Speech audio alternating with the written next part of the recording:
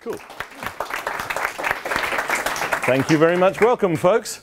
So just a question. How many of you here self-identify as I'm an Agile coach of some sort or another? Okay, so about half. Okay. How many of you, this is your first introduction to this thing called Agile coaching? A few. How many of you have been victims of Agile coaching? Okay.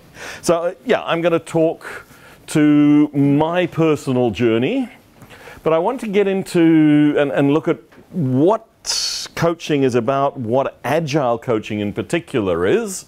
We'll look at some of the domains, the competencies of coaching and of becoming an Agile coach. And we're going to actually apply it. We're going to put some of these techniques into practice with powerful questions, and that's where our facilitators will help. And through it, I'll weave in my own experience and journey. There is actually a point where I'm supposed to tell the whole thing, but I do tend to do that more in bits as we go, and then open Q&A. So that's the plan. We all know that no plan actually follows to, or no event goes exactly to plan, but that's roughly where we're headed. And I like it to be interactive, so questions are good. Let's make it a dialogue, not a monologue. So professional coaching. Those of you who identified as Agile coaches, how many of you have taken one of the professional coaching certifications or training beyond something like ICP, ACC? There's a few there. What's it mean to be a professional coach? There are a number of organizations, but one, the ICF, the International Coaching Federation, provides some very clear guidelines as to what it is. And the description there, partnering with clients in a thought-provoking and creative process that inspires them to maximize their personal and professional potential. Those who've been victims of coaching, has the coach ever told you to do something? Yeah, that's not coach. Giving advice is not coaching. It might be mentoring, and we'll talk about that. Something that the Agile coaching community does not currently have, and this is something I rail against and suggest that we should have, is a code of ethics. Because coaching is about supporting people in their own journey. And you can do a lot of harm as a coach, unless you do have strong ethical foundations. And professional standards, code of ethics are one of the things that the professional coaching bodies require of you. That when you do something like the ICF certification, you actually have to sign a code of conduct that you will follow. And it starts somewhat like the Hippocratic Oath. First of all, do no harm. Establishing trust is a vitally important skill set of a coach, because you're asking people to expose their uncertainties, their questions, the things that they're struggling with, and you're guiding them on a journey. The concept of a coaching presence, being present, being fully engaged with the coachee at all times in the coaching interaction. Respect, I suppose you could call it. Communication skills are important, and it's about facilitating other people's learning. The coach disappears. It's the coachee, whether that coachee is an individual or a team. We call it coaching. We draw in many ways from the professional sports. The other thing about the professional sports, and we see this in organizational coaching as well, is you will have different coaches for different aspects of your practice. So if I'm an Agile coach, I might have a specific skill set that I'm bringing, and I'm good at coaching you in that area. I might not be good at coaching you in another area, and one of the things that I have to know as a coach is where I'm not good, and when to suggest that maybe there is somebody else who can help there. And that's about the accountability, and the coach should be accountable for the outcomes and for the results. It's not an all care, no responsibility position.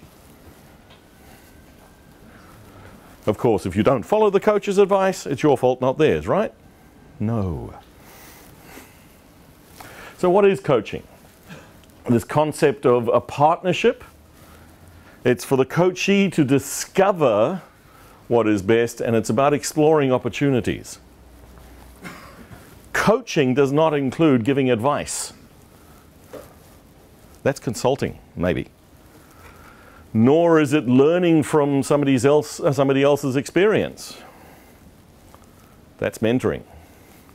And coaching is not something that happens once and now your problems are solved. Typically, a coaching relationship is quite long-term, long-term, and gets deeply engaged. Lisa Adkins, in her book and through her work in the Agile Coaching Institute, she has come up with this framework for what Agile coaching is. So we've spoken about professional coaching. Agile coaching is in some ways a superset of that. Because as an Agile coach, you need professional coaching competencies. If you can't, please don't call yourself a coach. You also need the skill of facilitation. Because you won't always be coaching, you will at times be facilitating group events. Oh yeah, you need to be able to teach, because you will be imparting knowledge, and you need to be able to mentor people. And you have to do this with a solid foundation as a lean Agile practitioner. It's not good enough to know the Agile practices, the daily stand-up in Scrum, the test-driven development in XP, and so forth. You have to know the why of those practices at a very, very deep and meaningful level. What is the purpose of the retrospective? And it's not to give people an opportunity to complain about what happened in the last 2 weeks. The primary purpose of a retrospective is for a team to figure out a way to improve their way of working starting tomorrow, and to make decisions about how they will change their way of work. And if you, as a team, have a retrospective and you don't make a decision about something that you're going to change in the way that you're working starting tomorrow, then you're wasting each other's time.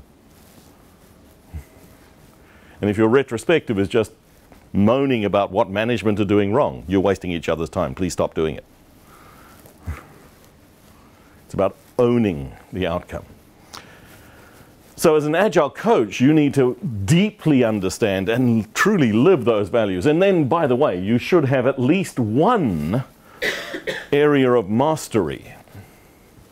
Whether that's in a technical space, if we're talking about Agile software development, that's the software craftsperson. It may be in the business value space, the business mastery, or perhaps in transformation mastery. It's rare to see somebody that spans all three of those. This is very much about the organizational change stuff. But it is reasonable to expect the concept, again, of the T-shaped skills that we talk about a lot in Agile. A depth in at least one, and enough knowledge to be able to talk with confidence in the other two areas. For myself, this is my area of depth. I'm pretty good here, I understand. I was quite pleased. I sat through and actually attended a DevOps course fairly recently, and I kept up all the way, and I built the pipeline. It worked. But I would not call myself a technical coach. But I know enough also to know when to call others in. I haven't got a lot of depth and experience in that large organizational transformation, so I would not be the right person. And as a coach, this self-awareness is really important as well.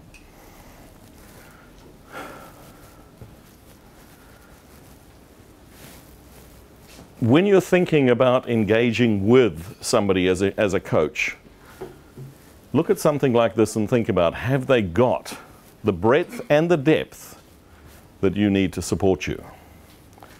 If you call yourself a coach, have you got the breadth and the depth? And there's different levels of coaching. In the ICAgile world, we talk about three broad levels. We start, and it's really important that we deal with know thyself. If you're going to coach and support others, you need to have a very, very clear picture of your strengths, your weaknesses, what you're able to bring to the table. Then you might be able to start working with individuals. Build some competency and experience, and you can work with a team. Now, in some of the Agile community, some of the Agile brands, we talk about team facilitation. Scrum calls it the Scrum Master. Should be the Scrum Servant. That was the intent of the role. A master of the structure of Scrum as opposed to a master of the team, but there's a lot of confusion about that. Then moving to multiple teams. And enterprise coaching is a very, very different skill set. Working across organizations at the true change agent level. You don't start here, you start here.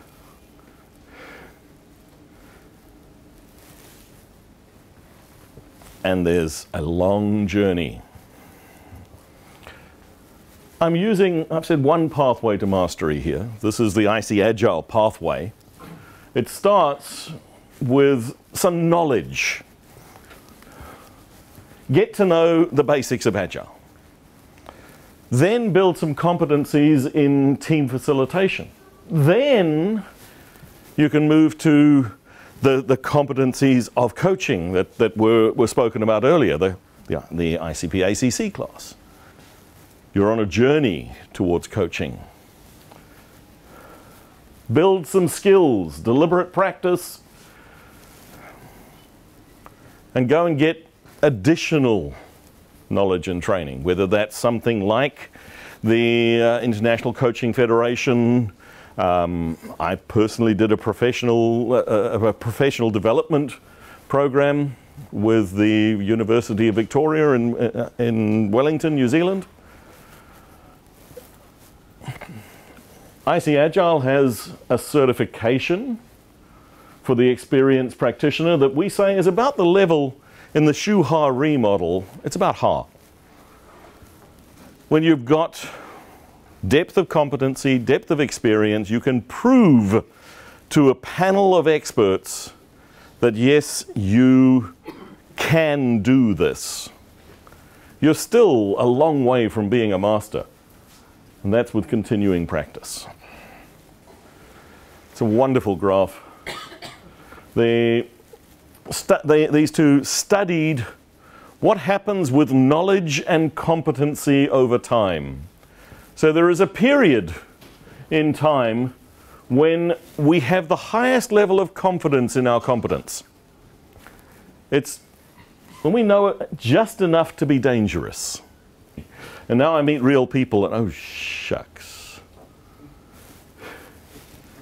I fall into the valley of despair when I realize there is so much that I don't know. And that's the beginning of wisdom. And over time, we build more knowledge and we get up the slope of enlightenment, the plateau of sustainability. And what's really interesting is in all of the work that Dunning-Kruger did, you never get to the same level of confidence as what you had at the beginning. Now, this applies in many, many areas of learning. I'm busy teaching my 16-year-old granddaughter to drive at the moment. She's been on Mount Stupid a few times and vacillated down to the Valley of Despair. My wife doesn't want her car back because there's scratches now on all four corners. But that's okay, she'll get through it. So in the ICAgile world, we have a competency-based certification. It's shown in this pathway here, the ICAgile expert in Agile coaching. And those competencies were defined by recognized experts in the field. People like Lisa Adkins, Michael Spade, Marsha Ackers. They contributed and designed a rubric that looks at what does it mean to be an expert in these areas. And there's 5 broad competency areas: facilitating the Agile practice, professional coaching, coach's mentor, coach's teacher, and working in the different Agile coach roles and across them. And we have a published rubric that looks at the 4 levels. And when you do your expert certification, you have to certify to be shown to be above competent in all 5 areas. Now, for my own journey there to certified expert, I achieved it. I'd done the, well, where's it gone? I'd done the learning. I'd got those, and I'd built about 4 years of experience. I thought I was pretty good as a coach. The teams I worked with were fairly happy with me. So I went into the expert assessment with a reasonable level of confidence. I'd also built extra learning. I'd done that professional coaching training at the university, and I sat down in front of the panel, and I failed miserably in December 2017. And we talk in the Agile community about feedback is a gift and failure is great. It sucks to fail. But the feedback was a gift. The clear advice and precise measures of where I had fallen short in these rubrics was incredibly powerful. And I went away and I put in more deliberate practice. I studied some more. And in July last year, I went back and sat in front of the panel again, and I passed. And our experience at ICAgile is that 60% of people who go for their expert in any of the expert levels fail the first time. Because we do approach these things with dare we call it a level of arrogance? But at least a level of confidence. And it can be really, really uncomfortable to realize that what I thought was really good ain't that great. But the feedback and the learning that comes from that feedback is incredibly powerful and really important. So that's the picture and journey of Agile coaching. Any questions up to this point? So you bring on that coach as mentor, coach as teacher. If you're saying, would they not be teacher or mentor rather than coach as? They probably could be. Yeah, but the way that the coach as a mentor. Yeah. So person acting as a mentor. So yeah, the way that the rubric is crafted has got that language. But yes, it might be better to just say mentor and teacher. No, just all, yeah. Mm-hmm. I guess come back to I think there's the Agile framework. And Yeah. there were a couple of quadrants. And I guess my question is about when do you do coaching? When do you do the mentoring? All right. So the question is, when do you choose to do coaching? When do you choose to do mentoring? That actually sits in the relationship with the coachee. So what is the type of problem that they are tackling? And as a person going into that interaction, you actually want to clearly indicate, one, is this a coaching conversation? Is it a mentoring conversation? Or if we're not sure, let's explore something together and then decide, what do you need out of this relationship? But what is important in the professionalism aspect is that you are clear and explicit about what are the competencies that you're using. What are you bringing to the table in this interaction? Does that make sense? Yes, but it will be driven by the coaching. Yeah. What are the coachee needs? Yeah. Would you say a Scrum Master? I've got a microphone here to say that the video. Cool. So, as a Scrum Master, let's say who's passed the certification, you're expected to coach as a Scrum Master. Would you say they're all underqualified? I won't say all, but most. Without any additional coaching, I'm saying. Without getting some training in what the competencies of coaching are. So if I look at Scrum Masters down here, they may be able to coach a team. Now, a number of organizations have changed the term that they use for that role from Scrum Master to coach.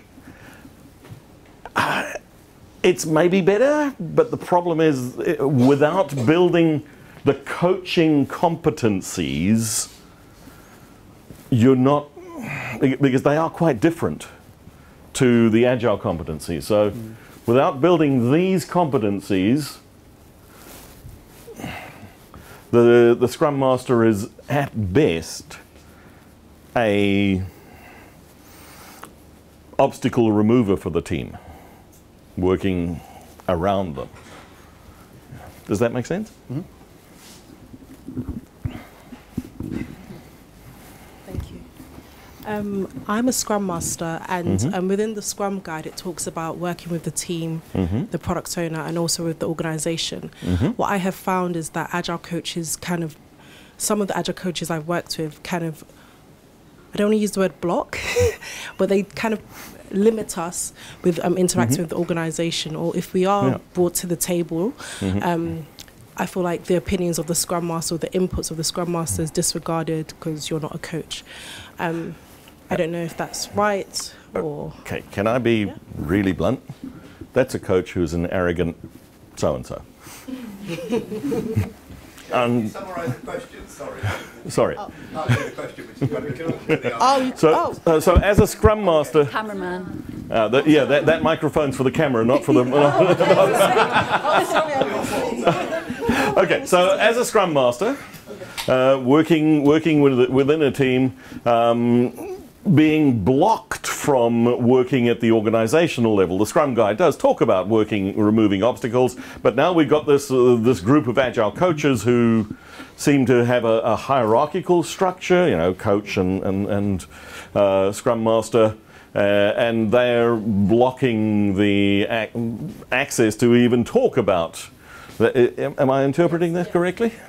So yeah, the arrogance in there is rife and not uncommon, unfortunately.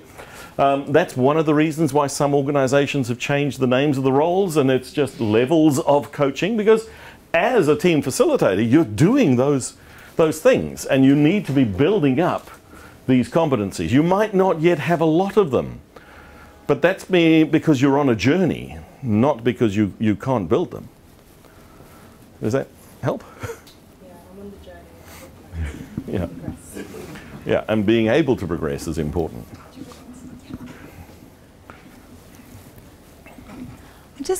So I am an Agile coach, and I've got this kind of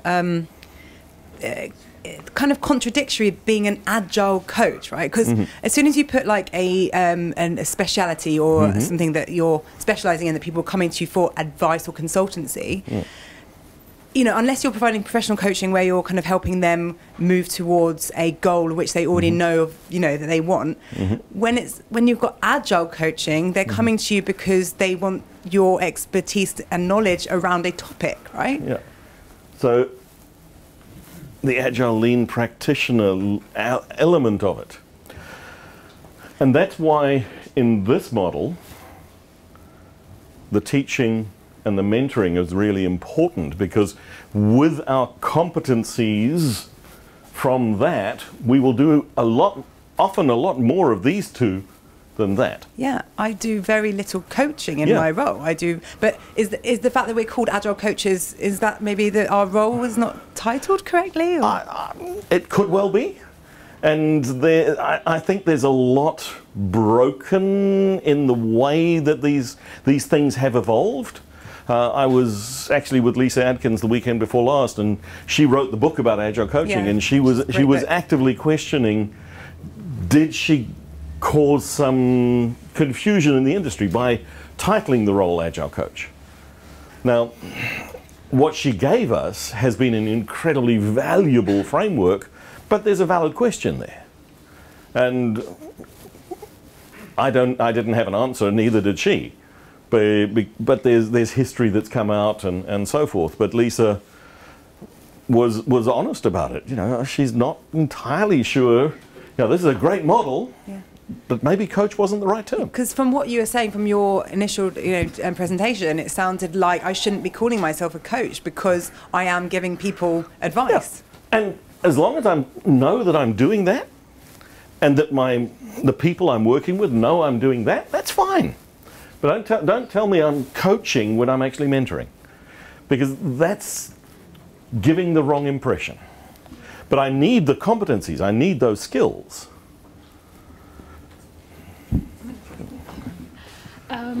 Would you mind sharing some of the advice that you got in the panel on the first round or the second round? I mean, only if you don't mind. Yeah.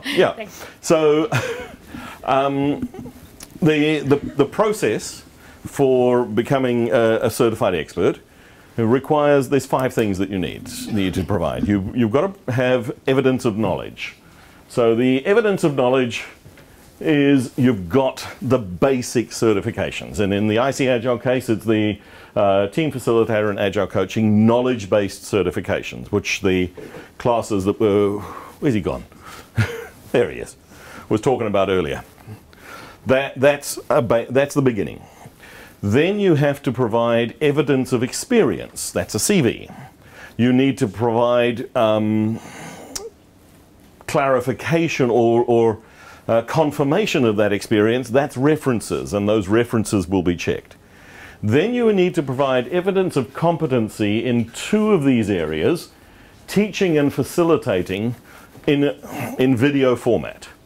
So a video of you teaching a group an agile practice, and a video of you facilitating one of the agile ceremonies. It could be a retrospective, it could be a sprint planning activity, but showing your, in that particular case, your knowledge of the ceremony and the way you've designed that. So that's part of what you submit, and that you submit before you are invited to the panel session. So I had a teaching video and I had a facilitation video. It was a team that had done their first retrospective. I ticked those boxes. I ticked the other boxes in terms of experience and so forth. Then you're invited to the panel. And in that panel session, they quiz you on your knowledge. You also have to point out some of the key elements in the video, in the videos, and you show them the competencies in practice. You know, this is when I was doing that, and the explaining the why behind the things that you're doing. So, you know, I used a particular framework for the retrospective. Why did I choose that with this team? So being able to have that awareness was really important. I passed those two elements of the rubric. So facilitating the agile practice, coaches, teacher, and the agile coach roles I got through. Then you do 2 live sessions, one of which is coaching and the other one is mentoring. And the panel actually turned off there. It's done over video camera. And it feels like there's just two of you, the coachee and you. The first session is coaching, where this person has a genuine issue and you have to take them through a coaching arc, using powerful questions, setting up an alliance at the beginning, going through exploring the topic and coming to a clear conclusion at the end. Then you switch, have a pause, swap coachee, and then you do it again, but now it's got to be a mentoring session. And you have to show the distinct difference between the coaching stance and the mentoring behavior. Because as a coach, the fundamental premise is the coachee has their own answer, and you're helping them expose their answer. They know it, but they might not, they've got the knowledge. Whereas in the mentor relationship, they haven't got the knowledge. You have to be able to provide them with the knowledge in a way that still gives them options. In my case, I wasn't too bad on the coaching, but I really fell short on the mentoring.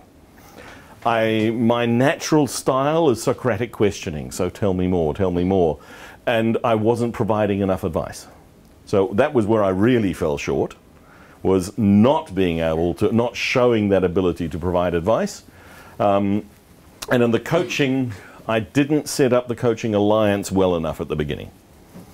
The use of powerful questions was all right, exploring it, and I think I didn't do too badly in closing the session with, okay, what are some concrete actions that you're going to do?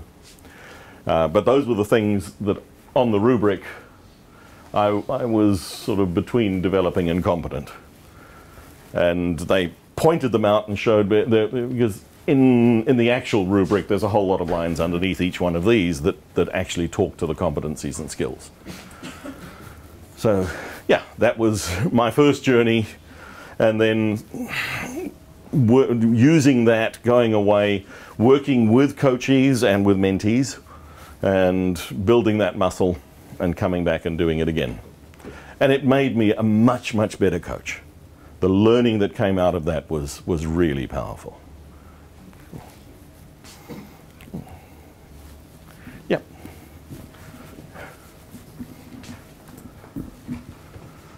On the model which starts with self and ends with enterprise coaching, yeah, that one. Do you think it's necessary and desirable for people to pass through all the stages? So I like how it starts with self. If you can't do those two, you should never try and do that. I think it's reasonable that there will be some people who will sort of work like that. Yeah. But they're probably going to get some very, very specialist training in organizational design and change management to work at that enterprise level. And they might not necessarily work at the team and program level. Yeah, so this is exactly what I was kind of digging for, is it's almost such a different domain that it is possible to be an enterprise coach without, you could be a crap team facilitator, potentially. You're probably going to need to facilitate a leadership team, though. True. So you're going to have it's going to be a different type of team facilitation. Yeah. But if you can't facilitate the leadership team, you're not going to be a good enterprise coach. I'm not trying to skip steps. I'm no, digging into it is a genuine valid question. Yeah. Thanks. Cool. All right. Do you want to put some into practice? I mentioned the concept of powerful questions a few times.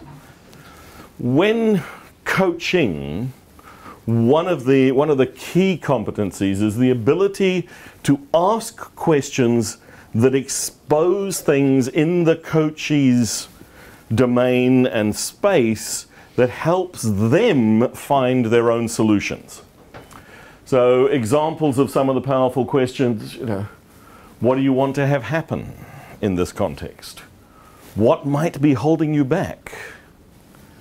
What would an ideal outcome? here's a really hard one. What would you be willing to give up in order to achieve the outcome? If there were no obstacles, what would you be able to do? So opening up the possibilities and the opportunities in the coachee's mind. These ones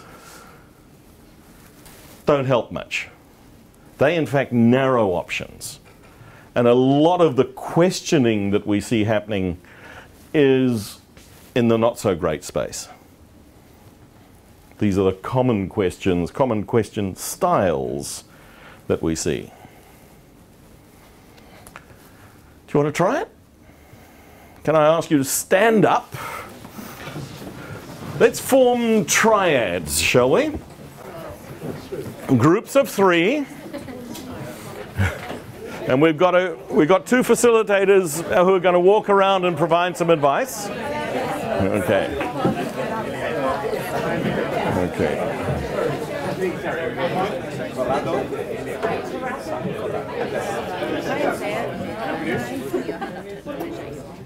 Okay. Now that you've, it's great working in Agile Meetups. Everyone knows what the gesture means. Tried this at QCon for the first time and they all looked at me, huh? Yes, you may go to the bathroom. All right. Now that you've formed a triad, we've got 15 minutes. We will take 5 minutes each, or 4 minutes each, plus a little bit of feedback. Coach, coachee, observer. Take turns in each of the roles. Coachee, a challenge you've been faced with lately. Something you'd like to explore. Coach, use the powerful questions to explore what the issue is. We won't go down the full arc of solving the problem, but explore what the challenge is with this person. Observer, think about how they use powerful questions and what happens with in the interactions. You're also looking for presence and focus and engagement. So eye contact and body language really do matter. And I'll keep a timer. I'm not sure everyone is in the triad, Shane. I think there might be some. Right. Is everyone in the triad? We're a duo here. I can come, yeah, whatever. Cool.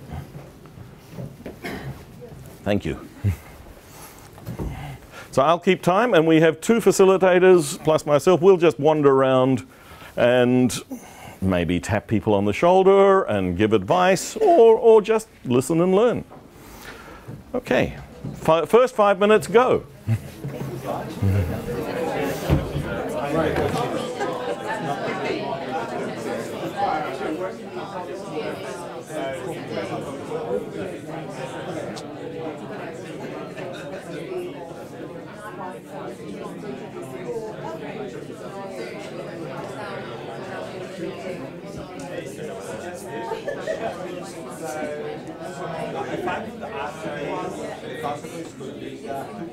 Right, that's nearly 5 minutes up for the first round. Switch roles. Observer, you're now either coach or coachee, and vice versa, cycle around. Observer, but actually take 1 minute. And observer, feedback what you saw. And then cycle around.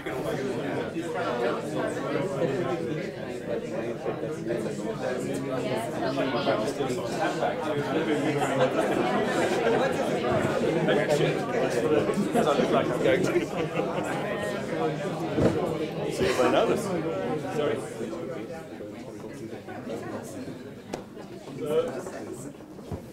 Rapid feedback again from the observer. What did you see this time? So about a minute or so, and then switched for the third round.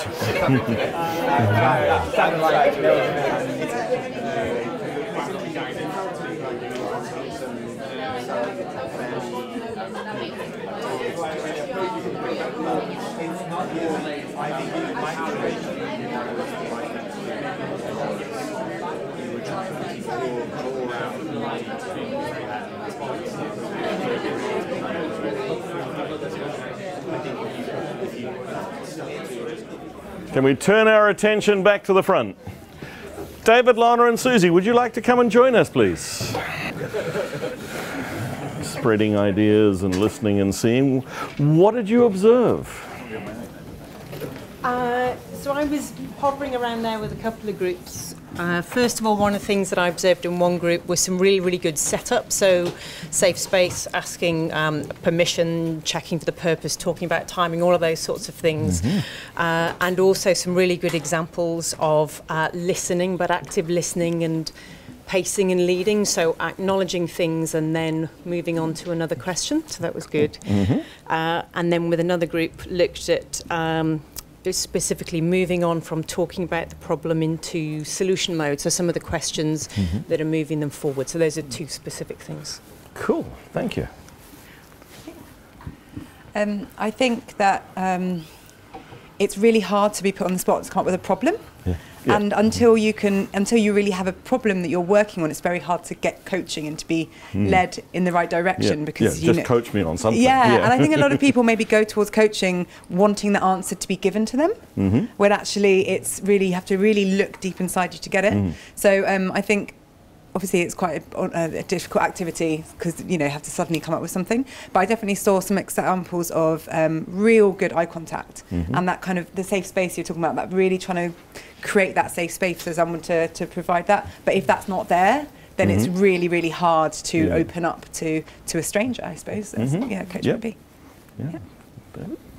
And so again, wonderful examples of some questions. I could see the fear in some people's eyes where they were thinking, I've got to ask a powerful question, I've got to ask a powerful question, and then powerful question, answer powerful question. And this is typical, right? This happens at the first time that most people do this on the course as well. And then after a little while, there's a realization that actually when the person stops talking and is like that, doesn't actually mean I need to fire another powerful question at them. Actually, that is, I'm thinking, and often we pepper them with a question, right? Because it's quiet time, and therefore I'm the expert. I should fill that with something useful, where actually something useful might not be actually saying anything at all. But yeah, it was. There were some amazing questions. There was also, and you could catch yourself many times. You'd say something that was a closed question. Also, sometimes actually giving them the answer and then going, "Hey, actually, hang on, that was mentoring." And but it's really hard. It's a hard exercise to do. It's a hard exercise. It's a hard competency. Any thoughts from the group? What did it feel like at the back there? All I would say is we were finding we were just starting to get to the very first true coaching question at about 4 minutes 59 seconds. It took about, even rushing it took about 3.5 minutes to even set the context, and then you start having one question and then you're into the first proper question and then it's like it's too late. So, but I do appreciate you under time constraints, but 10 minutes or 15 minutes and you get to a different conversation, I think.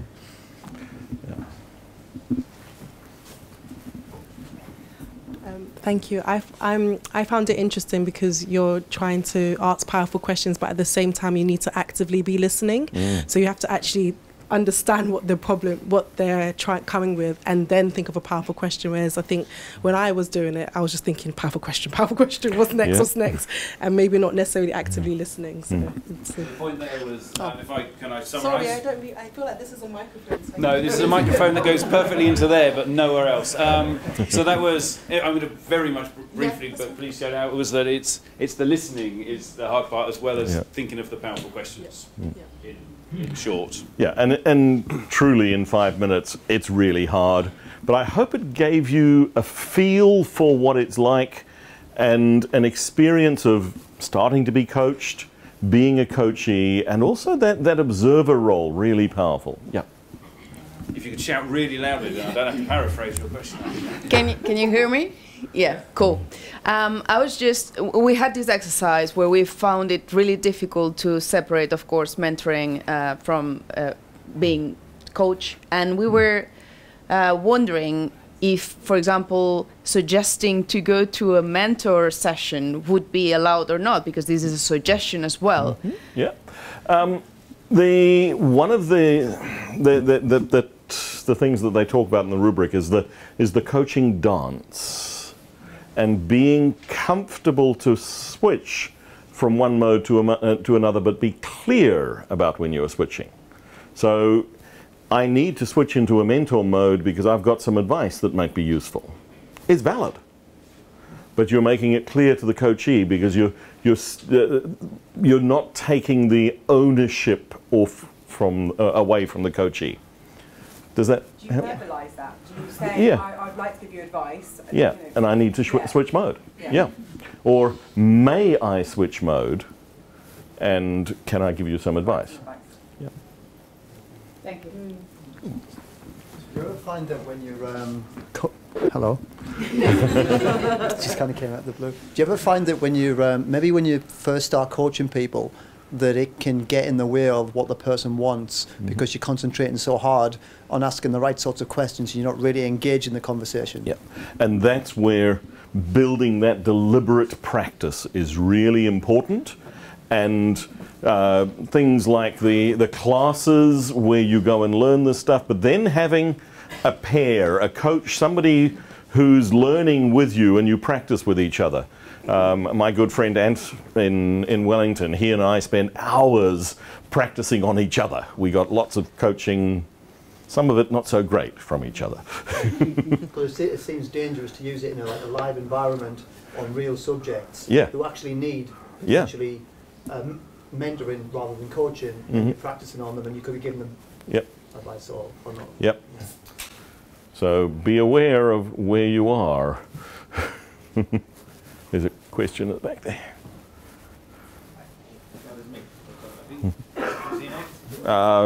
Not sure. Quick question, please.